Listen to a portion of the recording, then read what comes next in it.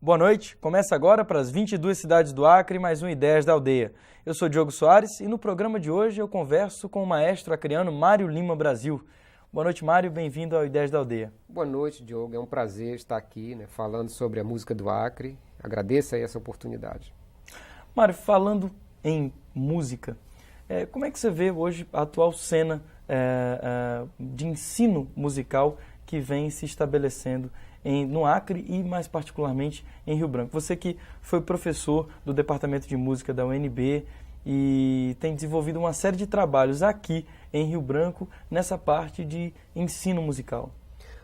Olha, Diogo, eu diria assim que o Acre está passando pela mesma revolução que está passando nas várias áreas. Você vê que hoje em dia você diz o Acre é um canteiro de obras que está transformando todo o estado e principalmente também a cidade de Rio Branco. Só que esse canteiro é visível. Na música, ela é visível, mas não tanto.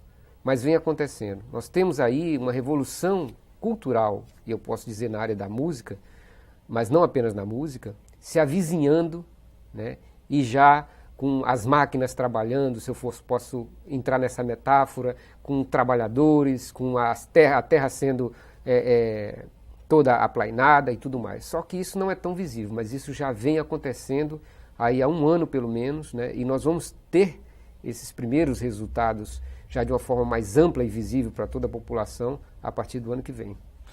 Mário, inclusive essa entrevista, dos motivos que te trouxe aqui, são algumas imagens que a gente tem da Ópera Acri, que foi apresentada em Brasília, agora no mês passado, e também de um concerto com trechos da ópera que aconteceu em Cruzeiro do Sul. Esses dois fatos têm muita relação com o trabalho que você vem desenvolvendo aqui no Acre.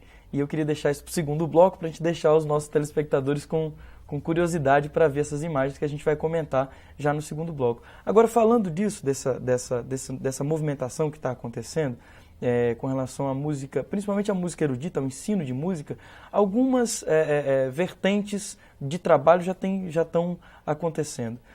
Uma com relação ao curso de música na Universidade Federal do Acre, em que você está participando ativamente das discussões, da elaboração do projeto desses cursos. Outra com relação à usina de artes e a uma experiência mais prática que já está acontecendo, que é no Centro Cultural do Tucumã. Eu queria que a gente falasse sobre essas três vertentes de trabalho, onde você está inserido nisso, Mário. Na verdade, a gente teria que falar de uma quarta. Nós não podemos esquecer que é a orquestra. A musicalizar também. Quer dizer, eu acho que a música erudita, a musicalizar, foi pioneira nessa área. E pioneira não no mau sentido, porque quando se fala pioneira, já é uma coisa distante. Não. Pioneira no bom sentido, no sentido de que realmente abraçou essa causa, aí o maestro Romualdo, e deu muitos frutos. E esses frutos foi exatamente assim, o motivo que nós vimos a possibilidade de trazer a ópera para cá o ano passado. E quando eu cheguei aqui, onde nós vamos estabelecer uma base para começar a trabalhar tudo isso. E escolhemos o Centro Cultural Tucumã.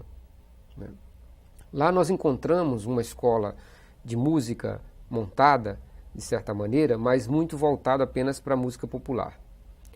Com os professores, muito bons professores, mas voltados para a música popular. Então o que nós fizemos? Nós capacitamos esses professores, aqueles que queriam também entender aquilo que estavam fazendo, do ponto de vista teórico.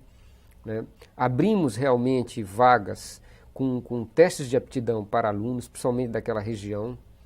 De que é na região do Tucumã, do Rui Lima.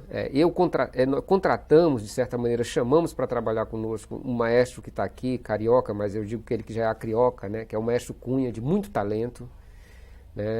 Conseguimos uma boa equipe, montar uma boa equipe de produção com toda a parte lá do Centro Cultural, mas que eu aqui agradeço a minha secretária, que é a Isnailda. Então, com tudo isso montado, nós começamos a azeitar o funcionamento da escola de música. Hoje nós temos aí já surgindo no bojo dessa escola de música a Orquestra do Centro Cultural Tucumã, a quem eu agradeço a Lei de Incentivo à Cultura, e temos aí também a Orquestra Experimental do Acre também surgindo já nesse movimento. Então o centro está assim, numa efervescência musical muito grande. Tivemos aí o teste de seleção, Ontem nós concluímos esse teste de seleção. Mário, falando em teste de seleção, acho que um outro problema que nós enfrentávamos ou enfrentamos aqui no Acre com relação a essa parte de formação. Existem muitos professores capacitados para ensinar música aqui no Acre? Existem alguns, não existem muitos, né? E, de certa maneira, e aí nós vamos ter aí uma ajuda de duas instituições que estão surgindo. Uma delas é a Usina de Artes, que com certeza vai capitanear aqui para Rio Branco, né, professores de fora, e também a outra é o departamento de música, né, o curso de música e licenciatura da Universidade Federal do Acre. Então, eu acho que esses dois movimentos, né, e depois temos aí surgindo também, temos um plano também todo bastante ousado e muito importante também para a área do Vale do Juruá, que é a usina lá do Vale do Juruá, que também está sendo gestada. Então, eu acho que esses três complexos, né, sem dúvida, vão trazer, né, a vinda de mão de obra especializada nessa área de música aqui para o Acre. Agora, Mário, até para a gente esclarecer, muito tem se falado na usina de artes e também no curso de artes da universidade, nos cursos de artes da Universidade Federal do Acre, que na verdade vai ser um curso de artes cênicas e um outro curso de música. De concreto, o que existe dessas duas, nesses dois assuntos, com relação à usina de artes e com relação ao curso de música da Universidade Federal do Acre? Olha, a usina de artes eu acho que é um projeto da área de cultura dos mais ousados dos últimos anos na Amazônia. Eu posso até dizer isso a você. Eu poderia até estender mais, no Brasil, né, mas vamos nos limitar à Amazônia. É um projeto que visa trabalhar de forma conjunta e simbiótica três artes diferentes, que é a arte do audiovisual, a arte a artes cênicas e a música, de forma integrada, num mesmo espaço, né, com perspectivas muito grandes na área nas três áreas. Então, de concreto, o que é que nós temos? Nós temos o prédio que está praticamente pronto, né? Nós temos aí uma equipe de consultores trabalhando já quase que full time, de certa maneira, o tempo inteiro, né? Agora, semana passada, aliás, há 2 dias atrás, nós terminamos um seminário, né, amplo, com a participação aí de especialistas e pessoas também do governo nessa área, onde nós tivemos aí uma série de discussões a respeito de encaminhamentos, né, onde nós temos aí a GERPRO orientando todo esse processo das metodologias, com os consultores de cada área trabalhando. Então, isso vai se intensificar cada vez mais, de maneira que a usina esteja pronta para funcionar aí a partir de março, mais ou menos, né, pelo menos essa é a nossa ideia. A gente está trabalhando para isso, não é assim ainda certo, mas nós estamos trabalhando para isso. Temos planos de levar isso agora para discussão na sociedade. Entende? Que cada área possa se posicionar, que cada área possa ver o que está sendo feito, contribuir. Isso também é uma ideia dessa equipe. Na verdade, então, o que está sendo feito ainda é um trabalho de construção ou consolidação de uma proposta para que seja apresentada para o grande público. Exatamente. Nós estamos aí terminando essa proposta. Essa proposta não é fechada, ela vai ter, sem dúvida, a participação da população, das pessoas interessadas em cada uma das áreas, né? Eu acho que a forma moderna que se faz hoje, os currículos e todo o processo pedagógico da construção de uma escola, o MEC tem sinalizado nessa direção e nós também vamos nessa direção. Afinal de contas, a escola é feita para a população, então tem que ser também com todo, de certa maneira, com a população. A escola não pode ser feita por um grupo especialista, ela vai ser feita com a população. Claro que esses especialistas têm determinadas premissas importantes que já funcionaram em outros lugares e tudo, mas é importante que isso seja adaptado à realidade local. Correto. Mário, e você falava no pioneirismo da Musicalizar, que é ONG que foi durante muito tempo e ainda é coordenado, tem à frente o maestro Romualdo. Na universidade também os cursos de artes sempre foram sonhos de professores, de servidores, enfim, de algumas figuras que batalharam bastante tempo por isso. E um deles é o Dalmi Ferreira, que na Universidade Federal do Acre sempre batalhou por isso. E como é que está na universidade essa discussão da criação do curso de arte? Porque me parece que já vai haver vestibular nesse final de ano agora. Nós estamos aí, uma equipe muito boa, entende? A universidade realmente colocou uma equipe muito boa à disposição para trabalhar nessa. E você sabe que isso, na realidade, é um sonho da população que vem acontecendo aí de uma forma um pouco mais concreta desde 1992, talvez até antes. Né? Eu posso falar um pouco do que eu conheço agora. Antes eu conheço um pouco historicamente, mas agora eu conheço, nós estamos trabalhando aí com uma equipe onde o Dalmi é, sem dúvida, a mola mestra, né? É um impulsionador, é a pessoa apaixonada que vê a necessidade, que trabalha nisso, né? Essa figura histórica nossa que já é, né, o Dalmi. E nós temos aí a professora Simone também, a professora Socorro, a professora Beth, né? Ou seja, formou-se uma equipe muito importante, né? Eu vim exatamente cedido pela Universidade de Brasília para compor junto essa equipe, né? E não posso esquecer da professora Laélia também, que é outra grande contribuição, outra também apaixonada, né? Então nós estamos naquela fase em que os projetos pedagógicos estão prontos, né? Precisando apenas de, digamos assim, aquelas linhas finais. E esses projetos pedagógicos também foram trabalhados também de comum acordo com a sociedade, onde se fez seminários e tudo mais, né? Eles estão prontos, né, para serem encaminhados aí para as instâncias superiores da universidade. Já discutimos a respeito da necessidade da construção de um ou outro bloco para que possa, né, com acústica, essas coisas todas, porque não podem ser blocos comuns de sala de aula, né? Já construímos, lá dentro do projeto já está, inclusive, os equipamentos, os instrumentos, as ferramentas necessárias para o curso. Ou seja, e o reitor está muito entusiasmado também, né? E a gente está trabalhando, nós estamos trabalhando, é claro que isso depende da universidade, nós temos aí uma greve também, né? Com a perspectiva de que o curso comece a funcionar mesmo para valer em agosto do ano que vem, já podendo ter o vestibular agora. Mas tudo isso são ainda planos, né? Da nossa parte, da parte dessa equipe maravilhosa aí que nós temos, né? Nessa área aí da construção do plano de curso, isso praticamente está encerrado. Correto. Mário, e saindo um pouco dessa área do ensino musical, indo mais para a parte de espetáculos musicais, que é justamente uma outra coisa, uma outra vertente do teu trabalho que tem ficado muito conhecida, principalmente depois da ópera Haquiri e de alguns concertos que foram realizados tanto aqui em Rio Branco, como esse último agora em Cruzeiro do Sul. O que representou a ópera na tua carreira, como músico? Olha, eu, de certa maneira, já tinha uma série de composições que a gente chama assim de composições mais simples, né? E já tinha feito também 2 composições, um balé, chamado Amazônia, O Último Sonho. Ele nunca foi apresentado aqui, no Brasil. Foi apresentado na Inglaterra, no Japão, mas aqui no Brasil nunca foi apresentado. E o outro é sobre Contos e Lendas do Japão. São 2 obras que eu considero 2 obras de fôlego. Mas nunca tinha me aventurado no terreno da ópera. Então, com discussão aí eu acho que eu sempre gosto de lembrar, porque eu acho que isso é uma coisa que deve ficar para a história, né? Conversando aí com o senador Tião Viana, e ele, de certa maneira, juntos nós lançamos esse desafio, mas ele disse, olha, Mário, por que você não faz alguma coisa, né? E, assim, alguma coisa que realmente seja de vulto, né?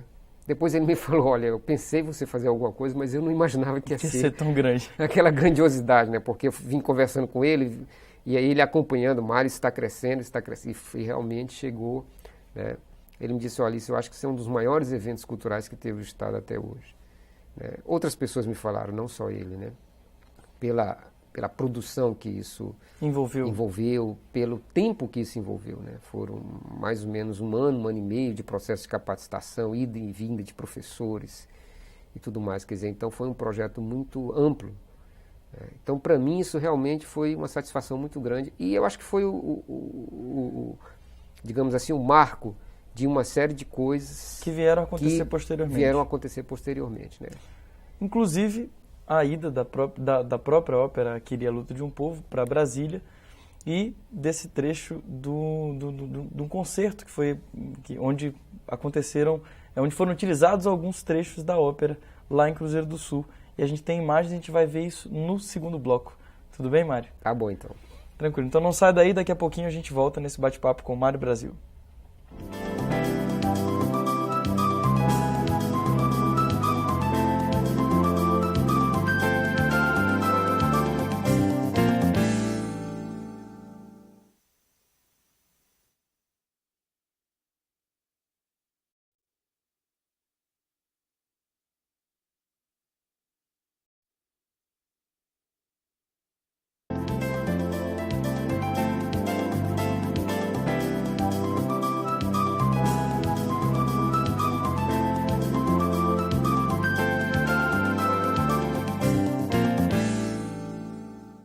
Estamos de volta conversando com o maestro acreano Mário Lima Brasil.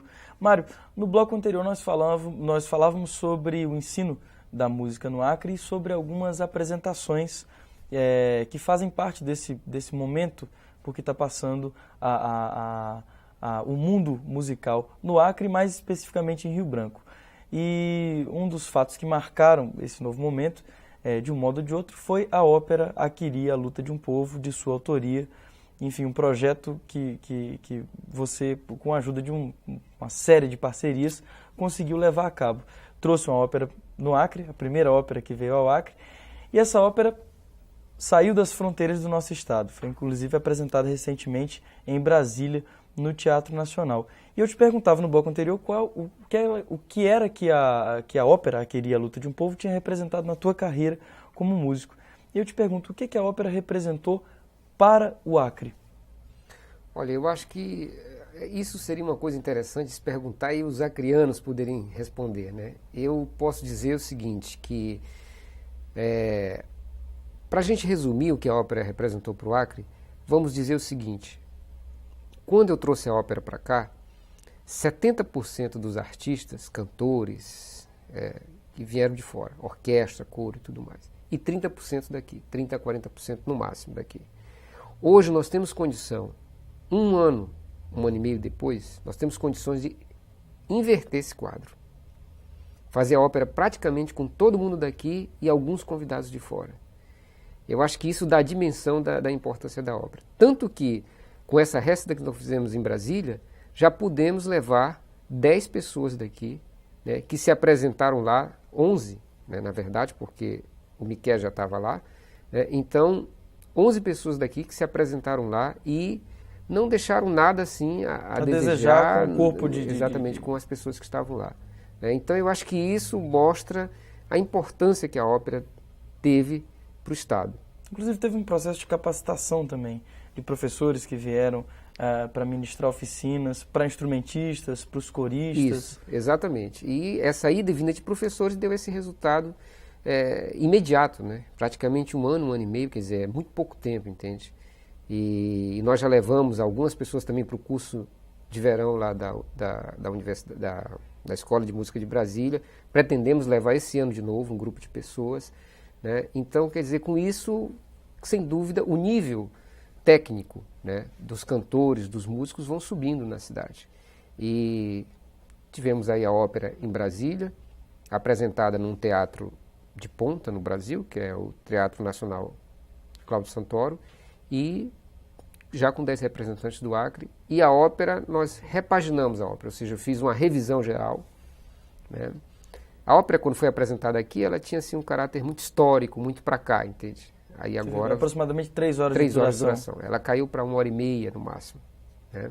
Ou seja, eu tive que cortar muitas cenas que são importantes historicamente, mas que não tinham aquele elan cênico, né, do roteiro, do teatro, para pessoas que não tinham assim esse contato com a própria história do Acre, né? Apesar de dar para quem assistiu a ópera em Brasília, deu para ter uma noção de como é que se desenrolou, se desenvolveu essa nossa história que é tão peculiar, né? Sim, não, uma noção não, dá para realmente saber, sentir, né? Eles ficam, por exemplo, eu lembro que o reitor da Universidade de Brasília chegou para mim e disse: Mário, eu conheço a história, né? Eu conheço a história do Acre, eu sei que tudo isso aconteceu, mas é muito interessante porque as pessoas ficam pensando que realmente isso tudo foi ficção, né? E pergunto, quem foi que escreveu essa obra de ficção e tudo mais, né? E eu disse, não, parte é ficção, mas parte realmente foi a história mesmo, né? Ainda mais também que talvez um dos livros que tenham ficado mais famosos tenha sido o Galvez, O Imperador do Acre, que é um livro meio ficção, meio realidade, do Márcio Souza. Márcio Souza, né? Então muita gente ali... E acaba que a história do Acre é tão diferente que parece ficção exato. mesmo. É o que eu disse, a história do Acre, ela dá 4 óperas, né? Bem distintas e muito importante. Eu espero que eu tenha aí fôlego suficiente para compor essas 4 óperas. Mário, falando, e já que a gente está falando na ópera e nessa apresentação em Brasília, a gente tem imagens aqui nos nossos estudos, a gente pode ir olhando e comentando essas imagens. Sim, claro. Né? A gente tem... Essa é a abertura. Essa é a abertura, né? Você vê aí como o cenário foi muito bem trabalhado pelo Andrei, né? Você tem aí as 2 casas de seringueiros, ó, a casa de seringueiro aí, construída cenicamente, né? Ali representando o barranco, né? Esse artista que fez os cenários, ele é de Brasília? É de Brasília. Você vê a riqueza dos figurinos também, foi feita uma pesquisa aí já agora mais aprofundada, com a colaboração de pessoas daqui também.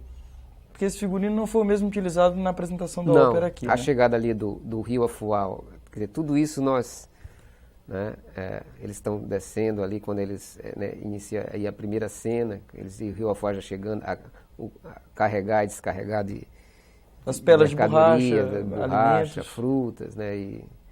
Então tudo isso foi realmente... Mário, muita gente envolvida na produção de uma ópera por trás Como é que faz para coordenar tudo isso? Olha, aí você tem toda uma produção, né? Você tem toda uma série de diretores, por exemplo, aí para montar esse cenário ele tinha uma equipe de 30 pessoas, o figurino tinha uma equipe de mais 10 pessoas. Uma ópera é muito cara porque, olha só os painéis belíssimos que ele fez, porque uma ópera envolve uma produção aí de umas 200 pessoas, né? E em várias áreas? Em várias áreas, na área cênica, na área visual, na área de iluminação, na área de figurino, na área da música, da orquestra, do coro, dos solistas. Essa é uma cena interessante. É a passagem da nossa famosa passagem aí do Independência, né, no corte das correntes, né? Então esse navio, para você ter uma ideia, é porque esse palco é imenso, então esse navio tem 4 metros de altura. E ele vai se aproximando da... Ele vai se aproximando e chega, você vai ver que ele, com a continuidade da cena, ele vai chegar quase assim em cima do fosso da orquestra, né? E nós temos o áudio também. Essa foi uma cena emocionante, quando você termina, isso é o final do segundo ato, né? As pessoas aplaudem como se tivesse terminado o espetáculo, é muito bonito isso. Aí nós temos uma das acrianas, né, que é bem representada. Que participaram, inclusive foram 10 coristas, mais a Carla Martins. Mais a Carla e mais o Miqueias. O Miqueias, que é o músico acriano, daqui a pouco ele acho que vai aparecer na seleção de imagens. Aí nós temos aí aquela cena dos mortos, né, enquanto o tratado é assinado, a Carla, que é a defensora da paz, né, ela... Que representa a história, né? Ela representa a história, né, ela lembra... Aí nós temos a morte do Plácido Painel Bonito, lá da selva amazônica, né? Que é uma das cenas emocionantes, e logo depois tem a cena da morte do Plácido. Do Plácido, mesmo, né? Isso aí é quando ele leva o tiro, né? Ele é arrastado para fora, na emboscada, né? E aí já ele cantando, né?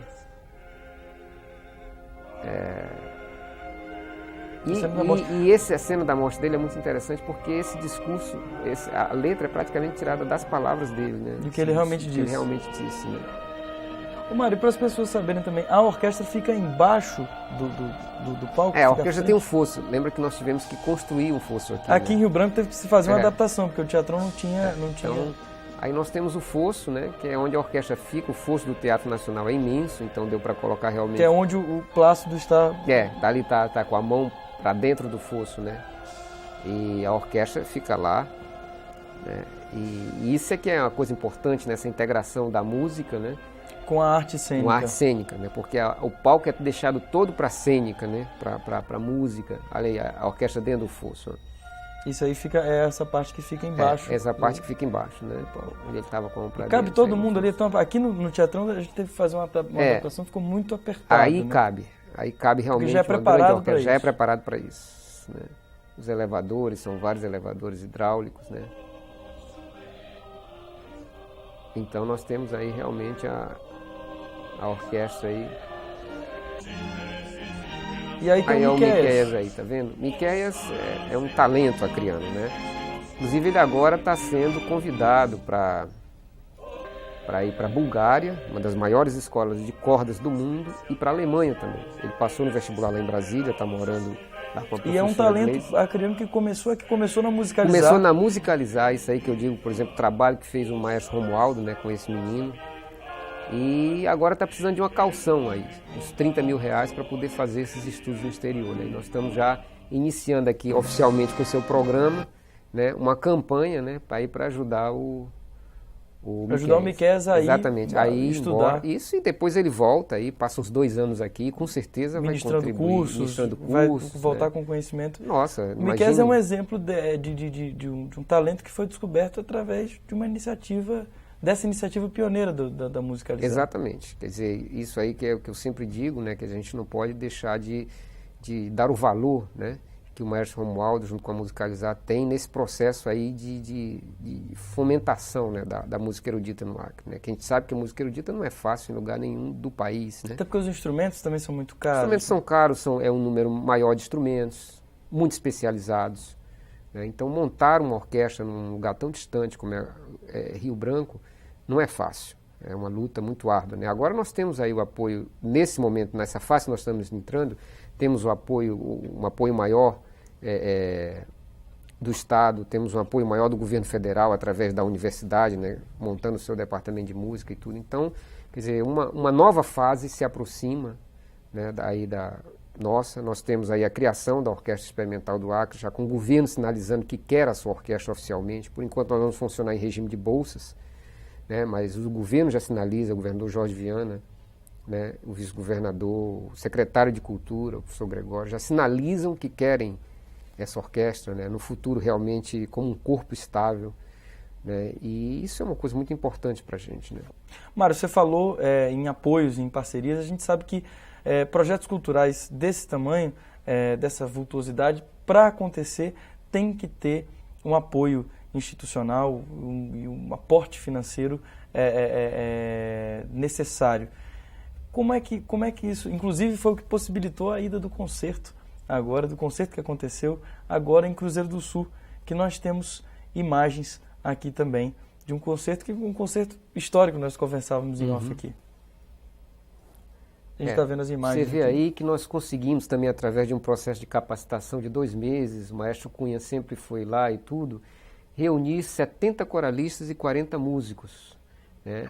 E o povo de Cruzeiro do Sul está de parabéns, criou extraoficialmente a sua orquestra e coro do Vale do Juruá, que era um sonho deles.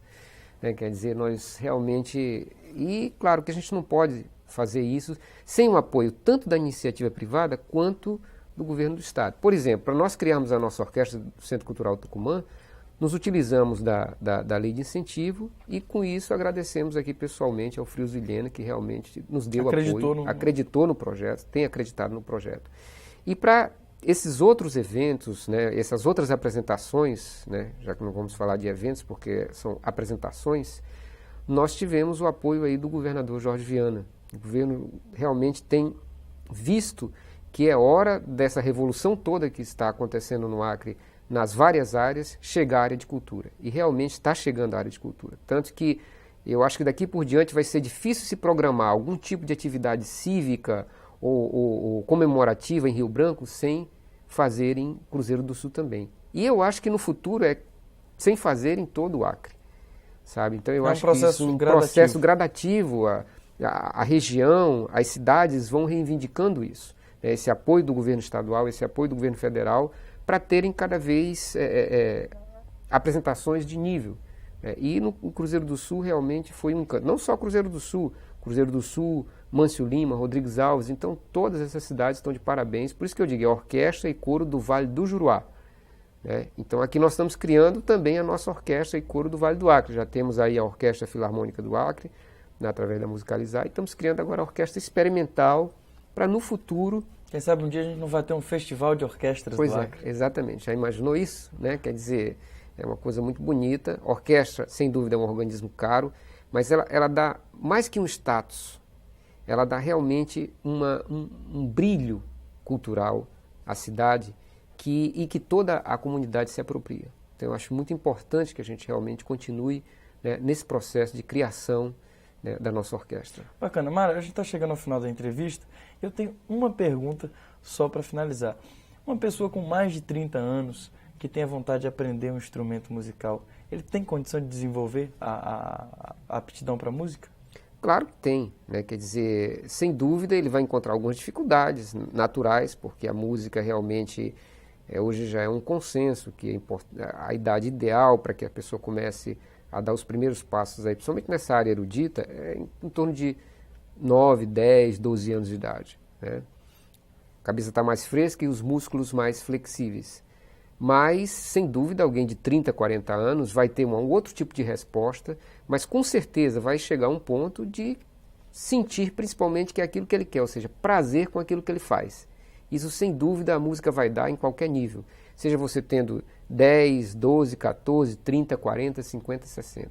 A música, se você gosta e é um apaixonado, como é o meu caso, sempre ela vai te dar prazer naquilo que você faz. Bacana. Mário, muito obrigado pela tua participação aqui no Ideias da Aldeia. Eu que agradeço a oportunidade que você nos deu de nós esclarecermos algumas coisas, né? E fica aqui o meu muito obrigado.